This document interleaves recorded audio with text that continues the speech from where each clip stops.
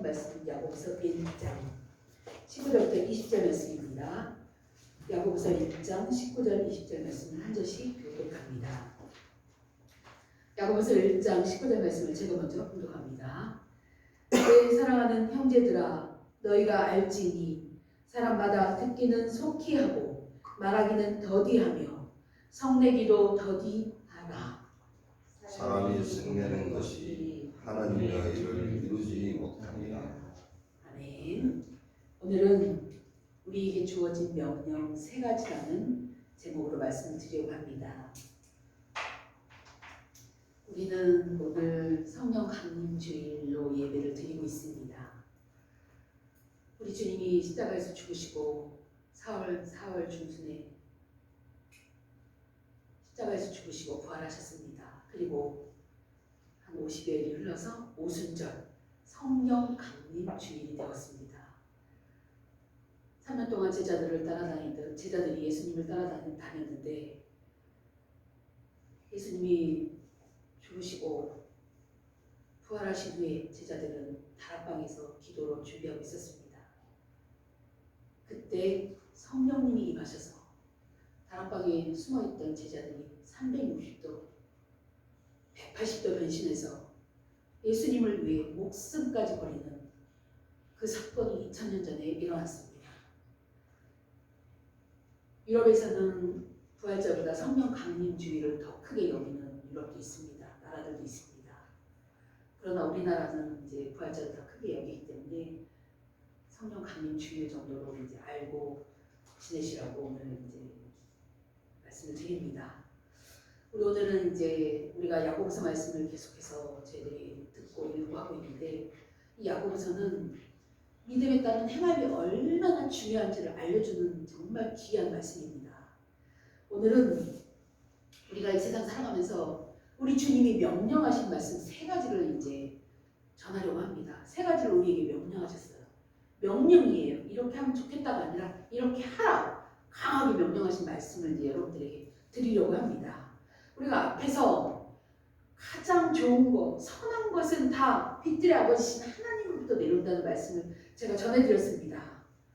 이것이 우리가 이 세상 살아가면서 가장 생각해야 하는 기본적인 것이에요. 세상에서 모든 가장 좋은 것은 다 하나님으로부터 내려옵니다. 그것을 제시해 주는 말씀이 18절 말씀이 있습니다. 18절 말씀 제가 읽어드리겠습니다. 그가 그 피조물 중에 우리로 한 천 열매가 되게 하시려고 자기의 뜻을 따라 진리의 말씀으로 우리를 낳으셨느니라. 우리를 낳으셨다고 말씀합니다. 이것이 우리에게 주신 첫 번째 큰 선물이에요. 이것을 중생이라고 말합니다. 거듭났다. 이것을 중생, 한자어로 중생이라고 말합니다. 우리를 낳으셨다는 것은 우리가 하나님의 백성, 하나님의 자녀가 되었다는 말씀을 하고 있는 것입니다. 성경은 천 열매가 되시게 하시려고 우리를 낳으셨다고 말씀하십니다. 우리만 하나님 앞에서 하나님의 백성으로 구원받은 하나님의 자녀로 살려고 하는 것이 아니라 세상의 다른 사람들도 모두 그렇게 하나님의 백성으로 살게 하도록 우리로 천 열매를 삼으셨다고 말씀하시는 거예요. 그래서 우리를 낳았다고 말씀하시는 것입니다. 우리는 주께서 우리를 사용하셔서 복음을 전할 때 복음을 듣고 믿게 될 다른 사람들이 진정 하나님의 백성이 될 것이라는 그것을 믿는 마음이 있어야 합니다. 왜냐하면 천 열매로 나를 사용하셨기 때문에 두 번째, 세 번째 이어서 열매가 있다는 것을 우리는 믿고 복음을 전하는 것입니다. 그런 의미에서 우리가 천 열매라고 말씀하신 것이에요. 그리고 우리를 낳으셨다는 이 말씀으로 우리는 하나님의 놀라운 역사로 하나님의 백성이 된 사람이라는 것을 의식을 가져야 하는 것입니다. 물론 우리가 언제 중생했는지 몰라요. 그러나 중생한 사람은 자신이 하나님의 백성이라는 의식을 갖고 항상 있어야 합니다. 그런데 주의해야 할 것은 우리 가운데 가짜로 이런 의식을 갖고 있는 사람이 있다는 것입니다. 사실은 중생하지 않았는데 자신이 중생했다고 생각하고 있는 거예요. 교회 안에 있는 사람들은 반드시 중생해야 하지만 착각하는 성도도 있다는 것입니다.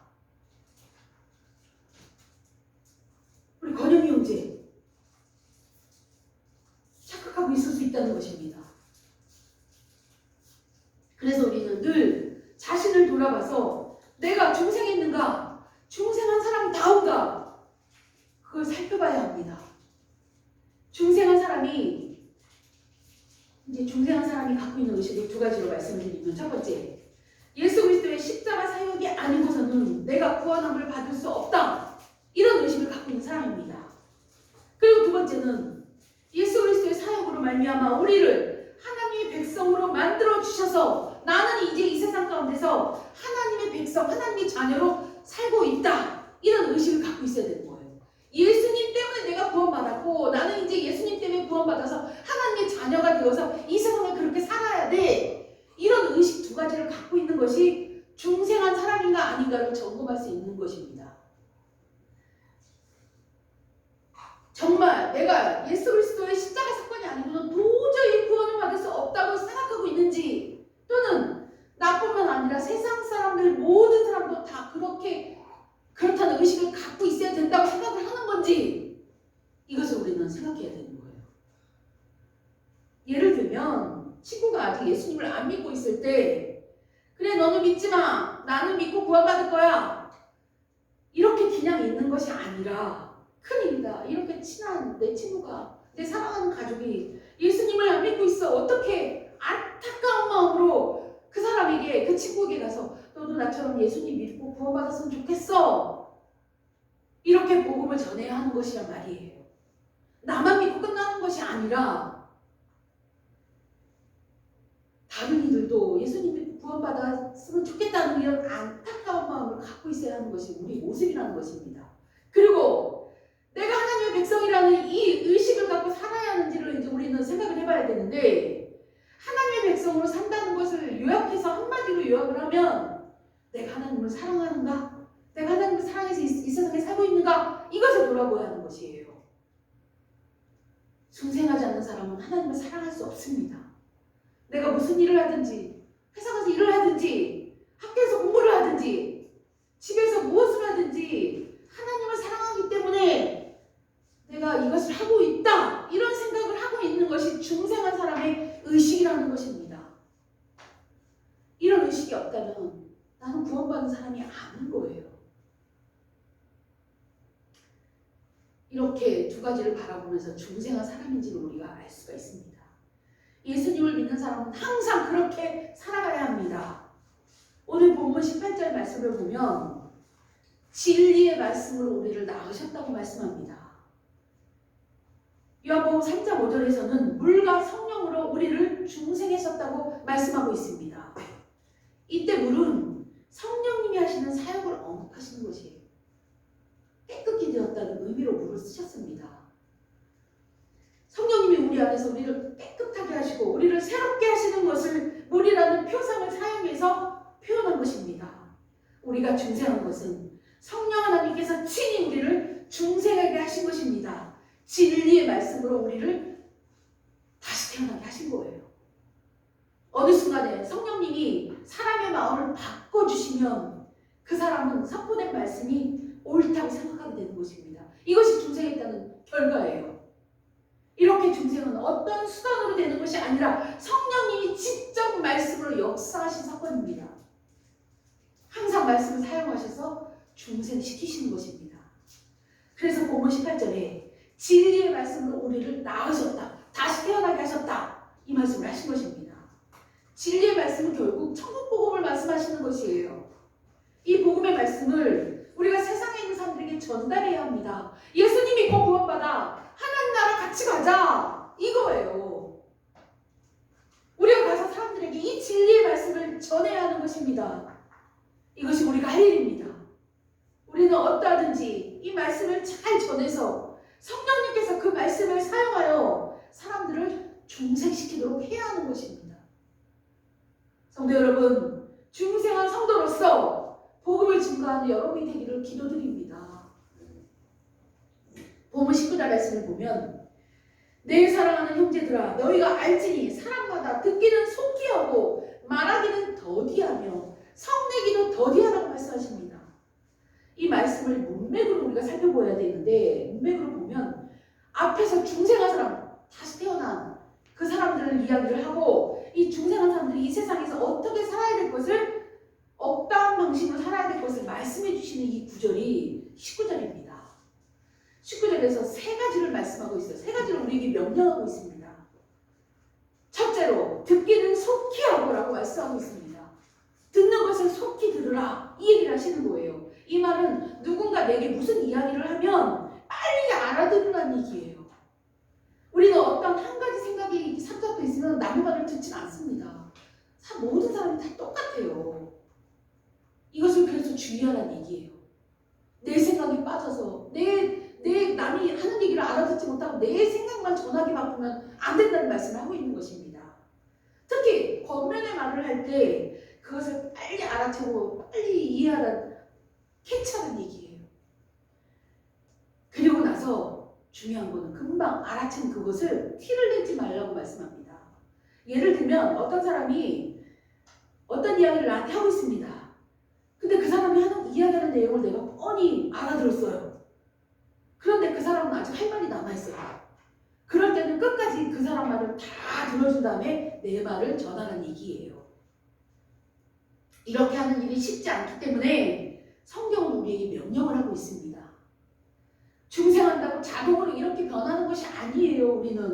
우리의 본 모습은 이런 모습이 아니기 때문에 우리는 만일 그렇다면 성경은 우리에게 명령할 필요가 없습니다. 중생했기 때문에 우리는 이미 남의 말을 다 들어줄 줄 알고 남의 말을 경청해주면서 그 사람에 공감해줄 줄 알고 우리는 다 그런 사람이 되는 거예요. 근데 아니란 말이에요. 그렇기 때문에 하나님은 우리에게 야고보를 통하여 우리에게 명령하고 있습니다. 듣기는 속히 하라 명령했어요. 이거 강한 명령입니다. 성경은 우리에게 구체적으로 우리에게 명령합니다. 말하기는 더디하는데 듣기는 속히 하라. 상대방이 말하는 것을 다 알아들었지만 티를 내지 말고 끝까지 들어주라 이 얘기예요. 이것을 하는 좋은 방법은 그 말에 수긍을 해주는 것입니다. 영어로 표현하면 take side라고 이제 하는데 편들어주는 거예요. 뭐라고 이야기하면 그래. 그래서 이렇게 상대방의 이야기를 들어주는 거에 반응을 하는 얘기예요. 우리는 이것을 잘해야 합니다. 그래서 그 사람의 이야기 속에 내가 들어가서 같이 이야기하는 것입니다. 이때 한 가지 주의할 것이 있습니다. 우리는 남 험담하는 것을 그렇게 하기가 쉽습니다. 사실은 남을 험담하는데 같이 편들어주는 경우가 있습니다. 이런 상황에서는 아주 지혜롭게 다른 이야기로 전환할 수 있도록 분위기를 우리가 유도해야 합니다. 남의 험담을 하는데 그걸 같이 험담하고 있으면 안 됩니다. 우리는 남의 이야기를 잘 들어주는 사람을 세상은 굉장히 좋은 상담자라고 표현을 하고 있습니다. 우리는 좋은 상담자가 되어야 합니다. 들어만 줘도 좋은 상담자가 돼요. 중생한 우리는 첫째로 다른 사람의 이야기를 잘 들어주는 사람이 되어야 하는 것입니다. 또 중생한 우리가 해야 하는 두 번째는 말하기는 더디하는 것입니다. 말하기를 더디하려면 어떻게 해야 할까요? 잠언 10장 19절에 말씀합니다. 말이 많으면 허물을 면하기 어려우나 그 입술을 제어하는 자는 지혜가 있느니라고 말씀합니다. 우리가 말을 많이 하다 보면 항상 언제나 실수를 합니다. 잘못 말하게 되는 것이 있어요. 거짓을 섞어서 말할 경우도 있고 과장해서 말할 때도 있습니다. 그래서 지혜로워지는 척경은 남의 말을 잘 듣고 아주 깊이 생각하고 말하라는 것입니다. 말을 하지 말라는 것이 아니에요. 말을 하는데 한번 생각하고 말을 하라 그 얘기를 하고 있는 것입니다. 사람들의 이야기를 들으면서 우리는 어떤 상황에서든지 그에 대한 하나님의 뜻을 생각하면서 말을 하라는 것입니다. 왜냐하면 우리는 중생한 하나님의 자녀이기 때문에 이 대화 속에서 하나님이 말씀하고 있는 것이 무엇일까 한번 생각하고 말을 하라는 얘기예요. 이 시점에서 하나님의 뜻이 무엇인가를 잘 생각해서 정말 지혜롭게 자기 의견을 말해라 그 이야기 이 말씀을 하고 있는 것입니다. 또 잠언 10장 20절은 의인의 혀는 수능과 같거니와 악인의 마음은 가치가 적다라고 말씀합니다. 악인의 마음은 가치가 적고 의인의 혀는 가치가 크다. 그런 의미로 순은 100% 깨끗한 귀한 은을 표현하고 있습니다. 또 잠언 17장 27절 28절에는 말을 아끼는 자는 지식이 있고 성품이 냉철한 자는 명철하니라. 미련한 자라도 잠잠하면 지혜로운 자로 여겨지고 그의 입술을 닫으면 슬기로운 자로 여겨진다. 이런 표현을 하고 있습니다. 이 말씀을 잘못 이해하면 내가 미련해도 잠잠하면 지혜롭게 여기니까 일단 말을 하지 말아야 되겠다. 이렇게 오해를 할 수가 있어요. 이것은 하나님의 말씀을 따르는 것이 아닙니다. 하나님의 말씀을 잘못 생각하고 있는 것이에요. 우리는 자기 의견을 말할 때 늘 하나님의 뜻을 생각하면서 말을 반드시 해야 하는 것입니다. 말을 안 하고 입만 푹 닫고 가만히 있는 건 얼마나 답답합니까? 이러지 말고 하나님의 뜻이 무엇인지 생각해서 지혜롭게 대화를 하라, 이 말씀인 거예요. 그렇게 하는 것이 우리가 세상에서 중생한 사람답게 살아가는 것입니다. 세 번째로 중생한 우리가 해야 하는 것은 썩내기를 더디하는 것입니다. 이 썩낸다는 것은 화를 내는 것을 말해요. 썩내기를 더디하라고 했으니까 참다가 나중에 내가 화를 내도 되겠지, 이 생각도 잘못된 생각입니다. 썩내기를 더디하라는 말씀은 썩내지 말라는 말씀입니다. 이 말씀이 왜 썩내지 말라는 말씀이냐면 이 바로 다음 절 20절을 보면 사람이 썩내는 것을 하나님의 의를 이루지 못하기 때문에 그렇다 말합니다. 결국은 화를 내지 말라 그 얘기예요. 썩을 내면 하나님의 의를 이루지 못해. 거듭난 사람의 모습이 아니야. 하나님께 영광을 돌리지 못해. 이 말씀이에요. 결국 화를 내지 말라 그 얘기예요. 우리가 화내지 않고 살아가는 게 정말 어렵습니다. 근데 이 어려운 걸 우리 주님은 하라고 말씀합니다. 우리에게. 왜냐하면 우리 중생이기 때문에, 우리 안에 성령님이 계시기 때문에 나 스스로는 절대 못해요. 그러나 우리 안에 계신 성령님의 역사로 우리는 충분히 참을 수 있습니다. 썩내기를 더디할 수 있습니다.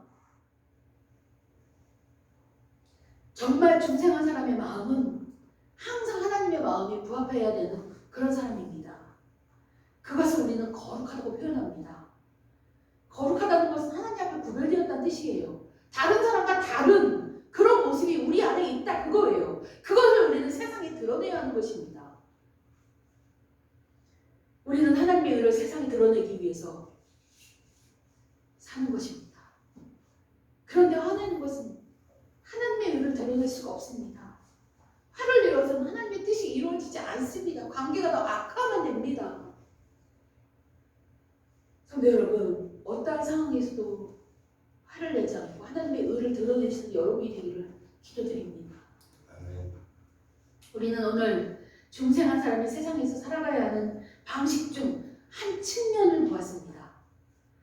하나님은 세 가지로 우리에게 하라고 말씀하셨습니다. 듣는 것, 말하는 것, 썩내지 않는 것 등을 우리에게 알려주셨습니다. 이것만 잘 생각하고 살아도 하나님의 백성으로서 살아가는 모습이 잘 드러날 것입니다. 세상 속에서. 교회 안에서도 마찬가지예요. 어디 길을 가서나 이 세 가지만 우리가 잘한다면 하나님의 사람으로서 하나님의 의를 드러내는 모습을 보여줄 수가 있는 것입니다. 예수 그리스도의 구속함을 받은 사람, 즉 하나님의 나라의 백성의 바른 모습은 듣기는 속죄하고 말하기는 도디하고 또 화내지 않는 것입니다. 성경이 말씀하는 이런 삶의 원리가 우리의 삶 가운데서 잘 구현되어야 합니다. 완전하게 체화되어야 하는 것입니다. 입으로만 말로만 하는 것이 아니라 내 몸이 완전히 변화가 되어야 되는 것이에요. 육체가 변화해야 되는 거예요. 우리 육신은 이미 죄인이 아니고 의인 되었어요. 이 의인된 우리가 우리 몸으로, 행동으로 이것을 드러내야 한다는 것입니다. 그래서 체화된 우리가, 이 체화된 진리가 우리의 자녀들을 모범으로 가르칠 수 있어야 하는 것입니다. 말로만 하고 행동으로 안 하면 그게 어떻게 교육입니까? 말로도 하고 행동으로도 보여줄 수 있어야 된다는 것이에요.